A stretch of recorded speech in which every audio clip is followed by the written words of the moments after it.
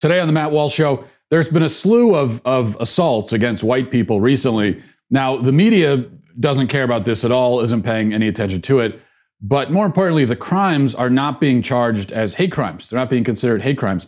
Why is that? Why shouldn't they be hate crimes? We'll talk about that today. Also, 5 headlines, including NASCAR coming out fully in support of the black driver who says that someone left a noose in his garage. Now, there are several strange aspects to this story. Is it a hoax? We'll talk about that today. And finally, in today's cancellation, I am canceling Karen. Not Karens, not a woman named Karen, but the Karen meme, the Karen thing I'm going to cancel today. And I'll explain why. All of that coming up. And we start with this. And first of all, in fact, I did get this big moment. I did get my first presidential retweet last night. Always an exciting moment, kind of a coming of age for conservative pundits when they get the Trump retweet. And the post of mine on Twitter that Trump retweeted was this video, which we discussed yesterday on the show. And let me play it for you again here. Oh, boy, don't touch me. Don't touch me. I didn't touch you. Don't touch me. I didn't touch you. Quit touching me. Yeah, them hurt. Them hurt. Stop moving. Sorry, man. Hurt. I'm Don't sorry. touch me. That right there, as we talked about yesterday, is a white Macy's employee being brutally assaulted by a black man in the middle of the store, and this happened a few days ago. The video shows the assailant, his name's Demir Palmer, punching the man in the head, as you saw, as he crawls on the ground, begging for Palmer to stop. If you're listening to this on iTunes, you don't have the video, that's what you see there. The assailant's brother, who filmed the crime and posted it proudly to social media, claims that the victim used the N-word prior to this assault taking place. Now, even if that was true, that wouldn't remotely justify felony assault, but it isn't true. Macy's investigated. They confirmed the attack was unprovoked. Also, the N-word claim is just absurd on its face. A Macy's employee is not going to casually refer to his black customers as a racial slur, okay? If he was in the habit of doing that, he would have been fired a long time ago. Macy's is not going to fall on the sword to defend an employee who uses racial slurs. That's just not something corporations are going to do. Now, what actually happened from the looks of it is that the Palmer brothers selected a victim based on his race, beat him mercilessly, and then slandered him. They damaged him physically and then tried to ruin his life for good measure. If the hate crime designation has any meaning, this should fit the bill. Yet to this point, no hate crime charges have been filed. In fact, no charges of any kind have been filed as I say this right now. There's been the guy who carried out the assault has not been arrested, even though it's on video. We have it right there. And they know his name. Somehow hasn't been arrested. No charges at all have been filed so far because of that. It should be noted that a man who assaulted a Macy's employee last year was charged with a hate crime. A somewhat similar situation, just in the fact that it was a Macy's employee being assaulted in the store. And that person was charged with a hate crime. But in that case, it's because he used anti-gay slurs during the attack. It's not clear to me that the customer or the employee was actually gay. I'm not sure if he was or not. All it says in the news reports is that the person carrying out the assault used anti-gay slurs. The prosecutor in the case said that the attacker, quote, subjected the victim to offensive physical contact, and this was done, quote, because of his perception of the victim's sexual orientation. Well, was this latest Macy's assault not offensive physical contact? And was it not due to the attacker's perception of the victim's race? How is one a hate crime and this isn't? Now, this unfortunately is not an isolated incident. Recently, there's been a slew of horrific physical attacks against white people. Last week, a group of black men attacked a white man in a gas station parking lot in Texas. And this is everything I'm talking about here. These are all on video. They punched him. They knocked him to the ground. They stomped on his head when he was lying there. Now, I'm not going to play all these videos for you because they're pretty violent and they're disturbing. And I'm not going to force you to watch them if you don't want to. But you can go to my Twitter feed and you can find them. I've linked all of them there. And I would recommend, if you think you can stomach it, just go. It's one of those things you have to sort of see for yourself to understand the severity of the situation. In New York, a black man pushed a 92-year-old white woman to the ground. She bashed her head against a fire hydrant as she fell. She was 92 years old. No hate crime charges have been filed. She was going along on her walker down the street. This guy walks by, just pushes her, and walks away. In another attack against the elderly, Jaden T. Hayden of Michigan, maybe you saw this video, he was repeatedly beating a 75-year-old nursing home patient in the head as he lay helpless on his bed. Now, the interesting thing is that Hayden has YouTube videos where he claims that, among other things, quote, the black race is supposed to rule the earth. No hate crime charges have been filed so far in this case, but try to imagine the same outcome if a white man with similar professed views about the white race, let's say a white man who had YouTube videos saying that the white race is supposed to rule the earth, and then if that man were to go and film himself brutalizing an elderly black man, how quickly do you think hate crime charges would be filed in that case? Like within 10 seconds, maybe at the speed of light, they would come out. There are more examples. And in fact, we'll get to those other examples in just a second. But before we do, this show today is brought to you by Eero. It's very frustrating when there's, and a lot of people, there's that one spot in your house that has better Wi-Fi than the rest of your house. Maybe you have that. And a lot of times it's the one spot where you want to hang out and be, and it doesn't get the Wi-Fi. So now in my house, it's living out in the wilderness in the middle of nowhere at the top of a mountain, which isn't quite exactly where I live, but still relatively out in the woods. Pretty much the whole house is that situation.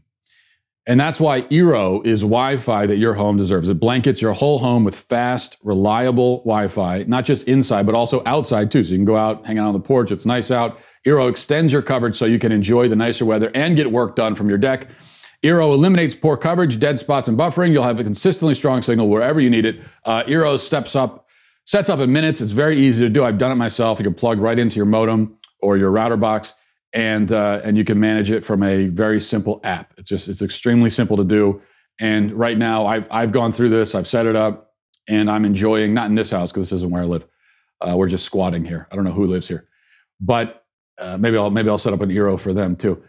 But in my house, we've set it up, and now all of our Wi-Fi problems are solved. You can get yours fixed as soon as tomorrow. Go to Eero.com/Walsh, enter code Walsh at checkout to get free next day shipping with your order. That's EERO.com/Walsh, code Walsh at checkout to get your Eero delivered with free next day shipping. You must use this URL to receive this offer. It's Eero.com/Walsh, code Walsh. All right.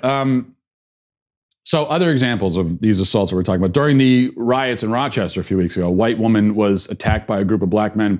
She was punched in the face repeatedly, beaten with a wooden board. In Ocean City, where violence has been rampant of late, there have been several examples of this, but there's one video where a guy's sitting on a park bench and is knocked to the floor. Again, no hate crime charges. And hate crime charges aren't the only thing missing here. There has been little public attention to or condemnation of these attacks. In fact, I've been told that it's racist to even talk about them. If you go to my Twitter feed and you see where I have these videos posted, whether it's the Macy's one or the longer thread where I post all of the videos I just mentioned, you find lots of people either outright defending felony assaults of white people or insisting that I'm a racist for calling attention to it. And there's no explanation provided. They don't explain why it's racist to point out when a white person is brutally assaulted. It's assumed that we all understand. Like it's a given. But, well, of course that's racist. You can't do that. Why can't you do it? Well, you just can't. It's just not something you can do. That's all. Just a few random examples. Here are some responses justifying the assault of the Macy's employee, which you saw. Just a few random responses on my page. One person says, an eyewitness says the black man asked the employee a question, then became angry when the Macy's salesperson who was on his phone used the N-word when he got back to his call, thinking he'd done so discreetly. So no, it's not a hate crime. It's a guy angered by racism. So this is a person saying that basically it's okay because he was angry about a word that he heard. Now, as I've already said, that word was not said. These guys made that story up. And it's very clear that they made it up. And the story is absurd on its face. But regardless, you cannot beat a man to a pulp because you heard a word you don't like. No, someone else says he's clearly saying, I'm sorry, implying that he indeed said or did something to result in getting punked like that. Making the white guy a victim is far-fetched. I know plenty of white men like this that pop off at the mouth and expect nothing bad to happen. It's far-fetched. That video you just saw, with a white man on the ground being pummeled, it's far-fetched to say that he's a victim. Someone else says, firstly, 3 punches isn't brutally assaulted. Second, if it was a white person beating a black person, I'm sure you will believe the black person must have done something to deserve it. And even goes so far as to dig up past criminal records. The problem, it's a problem no matter what we do. Oh, it's not brutally assaulted. That wasn't a brutal assault. It's just a regular assault. That's just a standard assault. No problem there. And then other stuff like that. Now, once again, the guy did not say the N-word. The story was fabricated. But the idea that the assailant is entitled to commit felony assault because of a bad word is lunacy. And it's all besides the point. The attack was unprovoked, as were most of the attacks that I just listed. Yet no hate crime charges have been filed. Now, let me say that I am not personally a proponent of the hate crime designation. I don't like it. I don't think the prosecutors can look into a criminal's heart and accurately assess whether a crime was motivated by hatred or not. I don't know how they can do that. They can't do it. And even if they could, I'm not sure why a crime of hate should be considered any more severe than a crime of greed or jealousy or anger or boredom or indifference. Is it really worse to shoot a man for his race than for his wallet? Haven't you treated him as less than human either way? Haven't you killed him either way? Isn't he just as dead in both cases? Isn't his family mourning him just the same no matter what? Now, the common argument, the common response to that is that hate crimes have a special effect on the community in that they terrorize and intimidate people. And so that's why there's a reason to respond especially aggressively to them. And it's true that, an actual hate crime is going to terrorize the community, but then criminals who kill people for money or for their shoes or for the cash in the register also terrorize communities and intimidate. Communities beset by such crime are often crippled by fear. If you live in a community like that, it's like you don't even want to let your kids leave the house. So I don't see much of a difference in that case either. People might be crippled by fear and terrorized for different reasons, but they're still terrorized, they're still in fear, and people are still dying. There's no reason to think that hatred is the worst possible motivator for a crime. I would say that, in fact, that indifference to human life is actually the worst. And it motivates the worst kinds of crime. Mass shootings, many mass shootings, school shootings, serial killers, psychopaths. These are people who don't care about human life enough to, they don't care about human life enough to hate it. Like, they're going to kill you, but they don't care about you enough to hate you. You just mean nothing to them. They're indifferent to you. Totally empty inside. Killing just for the fun of it. Just for the thrill. Now, that seems to me to be a reason to kill someone at least as evil as hate. But then again, killing someone, if it's not in self-defense or in defense of somebody else, is evil no matter what. And I'm not convinced that there can be a more or less evil reason to do it. The whole conversation becomes absurd after a while. Yet this is what our justice system has done. It's come up with a sort of tier system ranking the reasons to kill people or assault people from worst to best. This is a really bad, this is a bad reason, but not the worst reason. And this reason is a little bit worse, and this is the worst reason to do it. It's ridiculous. And not only is that ranking system subjective, but the judgment of why someone performed an act is also subjective. So this is subjectivity on top of subjectivity. And that's why we shouldn't have the hate crime label at all, in my opinion. But if we're going to go down this road, And if we've gotten into the business of doling out special punishments for hate-based crimes, and if we've assumed that prosecutors and judges have mind-reading abilities, then equal justice under the law means prosecuting crimes against white people with all the same gusto as crimes against non-white people. And that's not happening here. And that's an injustice. All right, let's move on to your headlines. Number one, as mentioned yesterday on the show, NASCAR driver Bubba Wallace says that someone hung a noose in his NASCAR garage. Wallace, of course, is black. The story has been reported everywhere. A huge deal's been made of it. It's been reported as fact everywhere, just straightforwardly. The media, the headline saying a noose was found in the garage. They're not saying allegedly, reportedly, it was claimed that, so on and so forth. None of that. Just noose was found. Yesterday at Talladega, the other drivers came together to push Wallace's car to the start line in a show of solidarity. NASCAR itself has gone all in supporting Wallace, rallying around him. Here's a video they put out today. We want to stand with our friend, and we want to stand with Bubba, and that's what took place through last night, this morning, and then as this idea came together today, and it started within the drivers, and then as the crew members caught wind that we wanted to push Bubba's car down and stand with him during the national anthem, the teams wanted to get involved as well, and you saw the support. It's pretty amazing.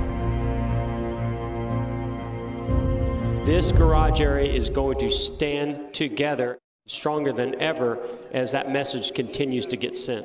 You know, I love you, man. We all do. Take care of yourself out there. Put us in a good spot. Get yourself a deep breath. Get your mind right. Let's go shut these haters up. As Bubba Wallace guns it from the inside with Joey Logano and Kevin Harvick. I'm proud to stand where I'm at. Sport is changing. The deal that happened yesterday, I wanted to show whoever it was that you're not going to take away my smile, and I'm going to keep on going. So Bubba Wallace is now famous and renowned, whereas before, if you didn't follow NASCAR, you probably hadn't heard of him. I hadn't heard of him. I haven't heard of really any NASCAR drivers because I don't follow it. And he's being hailed as a hero for his bravery and standing up to racism. He's put out a statement, several statements now, where he talks about how he's not going to be intimidated. He's not going to back down. He's going to fight racism and everything. Meanwhile, federal authorities are investigating the incident. But here's the weird thing. Still to this point, we have seen no photo of this noose. Now, keep in mind, the noose was supposedly discovered by one of Wallace's crew members. And that person saw it and then went and told Wallace. That's the story we're given. But we know that the guy who found it obviously would have taken a picture. That's the first thing you're going to do. Because for one thing, you want to show Wallace, right? So he's going to take out his phone, he's going to take a picture. That's what anybody would do. And yet we haven't seen this picture. That's kind of strange, isn't it? Why haven't we seen it? 2 days later and still no picture. Also, these garages at NASCAR races are under lock and key, highly restricted area, very tight security, cameras everywhere, right? This isn't something that a fan can just wander into. So it's not like some random racist fan went in and did that. It's not possible. So if it was done, if this was actually a hate crime, if somebody put it there as a racist attack against Bubba Wallace, then it would have had to have been, a NASCAR employee or someone who works for, someone officially involved, someone employed would have had to do that. Somebody with access. And this would also be someone who would have known that they would be immediately found out because they would know about the security. They would have had to go through all that security just to get to that area. And so they would have known that. My question is, would an employee with access, would they be so racist? Would they be so overcome with racism that they would sacrifice their job and their livelihood and their freedom? Because they would go to jail for this if they did it. They're going to sacrifice everything just to hang a noose. I mean, even supposing that there's a NASCAR employee with access who is racist, would he essentially commit suicide for the sake of this stunt? Maybe so. Who knows? People are crazy. People do crazy things. But still, there is the other explanation. And it happens that this other explanation is what has explained almost every news story we've heard in recent years. And that's that the story is a hoax, or at best, somebody misinterpreted what they saw. And now they're just running with it, because the thing is, with NASCAR doing that and coming out in support, and they've got the drivers walking down the track and everything, they're all in. They can't. It would be a total embarrassment to them if they were to come out and say, "Oh, you know what? Actually, it was a hoax, or it was misinterpreted." Not to mention, NASCAR is going to be accused of racism, no matter what. Even if there is irrefutable evidence that this was all a hoax or a misunderstanding, if NASCAR were to come out now and say that, they're going to be accused of racism, and they're not believing a black man and all that kind of stuff. So I think very likely, if this was a hoax, we're never going to find out. But also, we're never going to see a picture of this supposed news. Number 2, race hustler and all-around scumbag Shaun King, who's, by the way, one of the worst people currently living on planet Earth, is now inciting attacks on churches. Here's what he said. Let me pull it up. A few tweets he sent out. He said, "Yes, I think the statues of the white European they claim is Jesus should also come down. They are a form of white supremacy, always have been. In the Bible, when the family of Jesus wanted to hide and blend in, guess where they went? Egypt, not Denmark. Tear them down." And then later, he also says, "Yes, all murals and stained glass windows of white Jesus and his European mother and their white friends should also come down. They are a gross form of white supremacy. Created as tools of oppression, racist propaganda, they should all come down." So this, of course, is the next step. First, the Confederate statues, then Columbus, then founders, other presidents, then on to religious statues. That was always the next step. But remember, this is a war on Western civilization. That's the objective here. It's got nothing to do with racism whatsoever. These are people who hate Western civilization, despite the fact that Western civilization gave them freedom, liberty, luxury unimaginable to almost everyone else who has lived on Earth anywhere at any point in history. Despite all of that, they hate Western civilization, and they're tearing down whatever represents the foundations of our civilization. Christianity is the foundation of the foundation. It lies at the very root of Western civilization. So of course that's next. There was never any doubt about it. And when they start tearing down the Jesus statues, please don't be shocked. That was always going to happen. Number 3, speaking of tearing down monuments, Democrat politicians, of course, are actively and explicitly encouraging these felonies. Here's the latest from Andrew Cuomo, the governor of New York, and a man who, of course, consigned thousands of elderly people to their deaths. Here's what he has to say about the monuments. President Trump mentioned in an interview that he feels cities should take further action to stop monuments from being destroyed. We saw that scene at the White House with the Andrew Jackson statue near the White House. We know, for example, Theodore Roosevelt's statue is coming down in New York City. Do you agree with the president's guidance that cities should do more to protect monuments? Yeah, I don't even know what the president's guidance is, Savannah, frankly. Cities are making decisions. The Teddy Roosevelt statue, I think it was less about Teddy Roosevelt, but the other parts of that statue. And look, people are making a statement about equality, about community, to be against racism, against slavery. I think those are good statements, and it depends. Can you overdo it? Of course you can. But in New York, I don't think we've overdone it, and I think it's a healthy expression of people saying, let's get some priorities here, and let's remember the sin and mistake that this nation made, and let's not celebrate it. Oh, they're making a statement that slavery is wrong. Wow. Bold statement. Incredible statement. Important statement. Slavery is wrong. I mean, this is really a statement that needs to be made. Because of course, the popular view is that slavery is good. You hear it all the time, right? It's like every day you walk out of your house, there's someone coming up to you and defending slavery. It's the mainstream view. Slavery is good. And so we really need brave rebels to come out and say, no, nope, you know what? Slavery is wrong. Yeah, I'm not afraid to say it.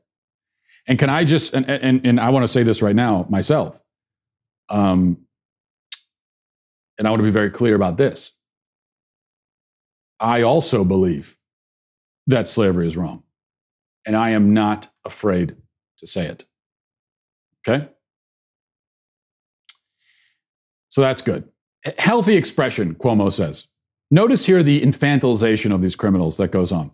Cuomo sounds like a permissive parent justifying his toddler's tantrums. It's a healthy expression, just part of growing up. You know, this is what we call the bigotry of low expectations. And this is what we're seeing from Cuomo and all the Democrats.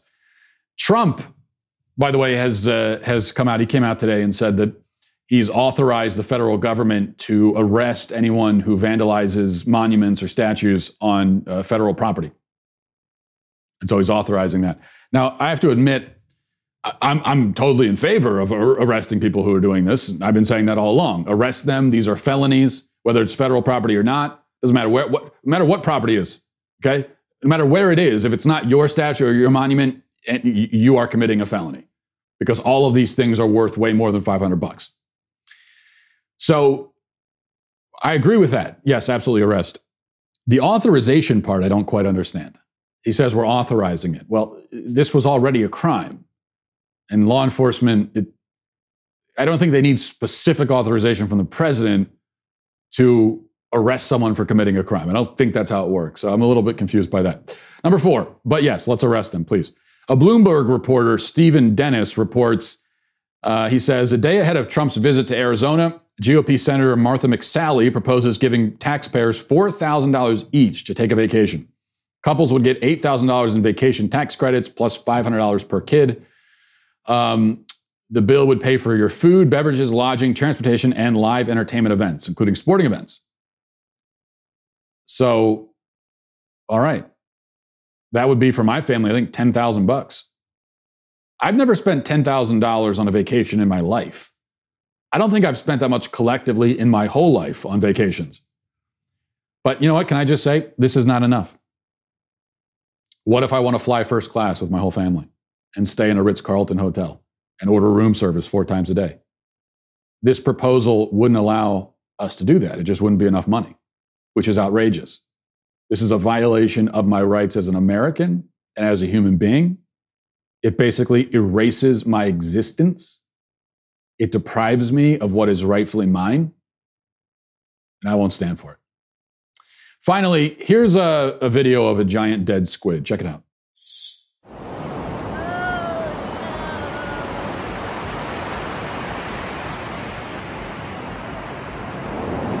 What did that guy say? 4 meters? Yeah, looks like it's high from the box. Yeah.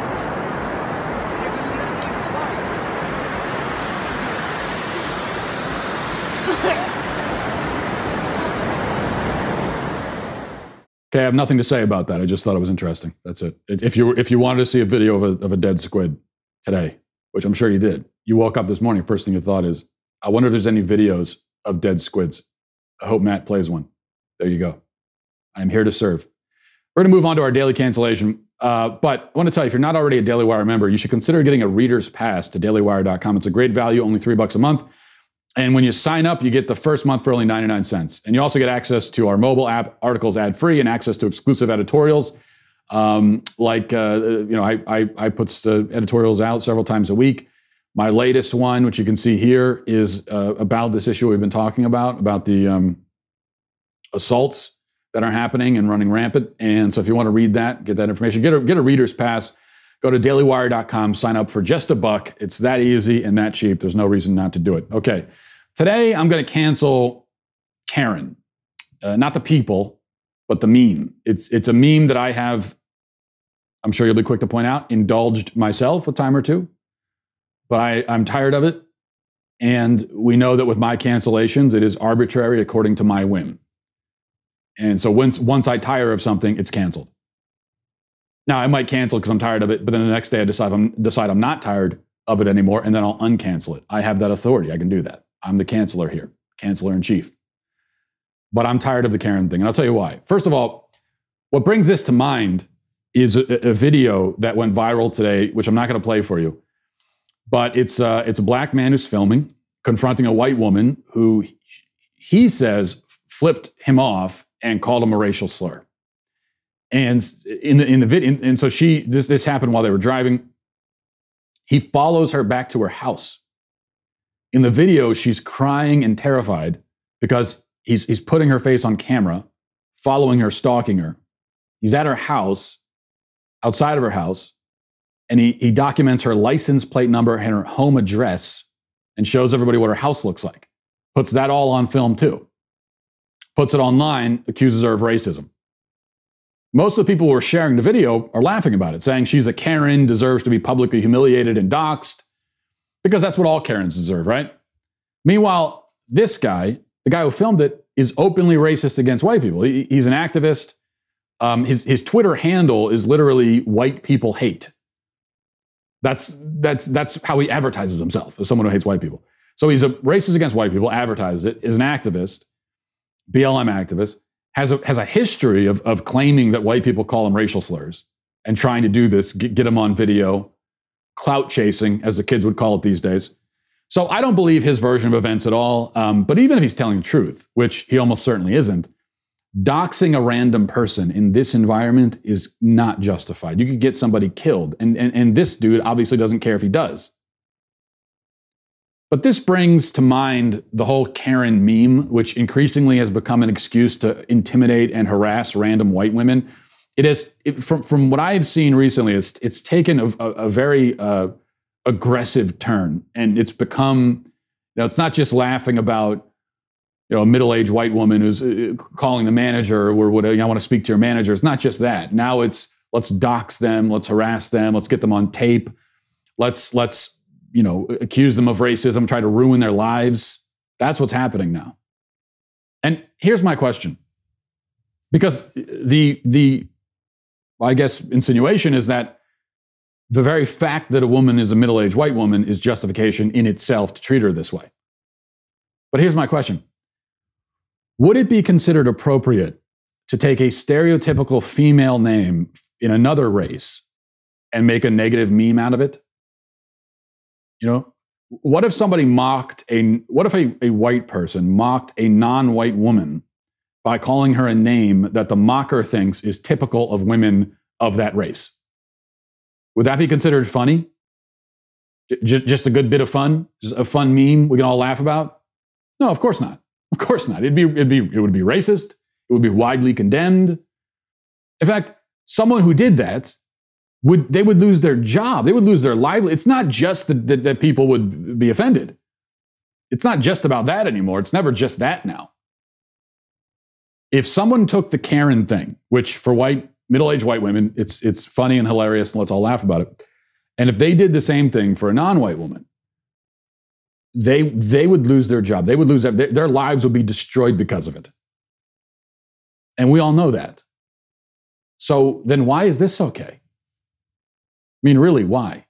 Can you think of any reason why the one should be not okay, but this should be okay? Is there any? Can you come up with any defense of this double standard, short of just saying it's okay to be racist against white people? That of course is the real answer. That's the honest answer. So it's a double standard, and for those two reasons, I think it deserves to be canceled. This is a struggle for me. This kind of thing, I admit, because as I said, I have laughed about this joke at first. I thought was kind of funny. I've laughed about it myself, and used it myself. But and the thing is, I'm not offended by stereotypical jokes. Stereotypes don't offend me. I think most of the time, the reason why it's a stereotype is that it's rooted in truth. I've never heard a stereotype that is completely off base and has no truth to it whatsoever. Maybe that stereotype exists. I just haven't heard it. But I can't think of one. Every stereotype, there's some truth to it. So the Karen thing, yeah, there's some truth. Not every middle-aged white woman is like that, but there is a certain stereotype of that sort of person who calls the manager, doesn't mind her own business, so on and so forth. That does exist, right? So that's where the stereotype comes from. It doesn't offend me personally if people make stereotypical jokes. I don't care. So I'm fine with that. And I can laugh about it. But then there's the double standard of it too. Because I know with this kind of joke, even though it doesn't offend me, although now I'm uncomfortable with the aggressiveness of it, so that would be enough reason in and of itself, even without the double standard, to cancel it. But even though I'm not personally offended by it, I still don't like the double standard. And so that's always the struggle when, with the left, when it's with its double standards, when people on the left are doing and saying things that don't actually offend you, but you know that if you said that to them, they would break down in tears. That's the struggle, because you think, well, I don't want to act like I'm offended by something I'm not, and I don't want to act like them. But at the same time, I don't know, am I supposed to just allow this double standard to continue? So that's the balance that I haven't quite figured out how to strike.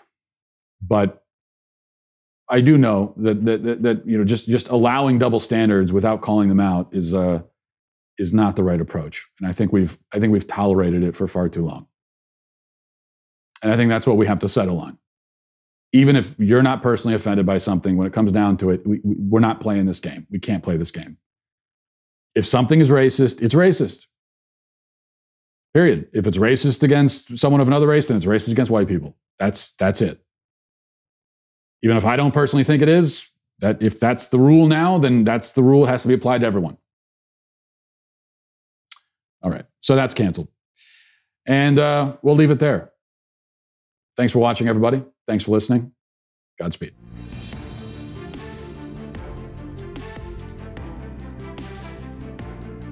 The Matt Walsh Show is produced by Sean Hampton, executive producer Jeremy Boring. Our supervising producers are Mathis Glover and Robert Sterling. Our technical producer is Austin Stevens, edited by Danny D'Amico, and our audio is mixed by Robin Fenderson. The Matt Walsh Show is a Daily Wire production, copyright Daily Wire 2020. Lots of people get accused of saying the N-word, but only some people get punished for it. A prominent BLM activist calls for vandalism of churches, and AOC steps in a racial minefield. Check it out on The Michael Knowles Show.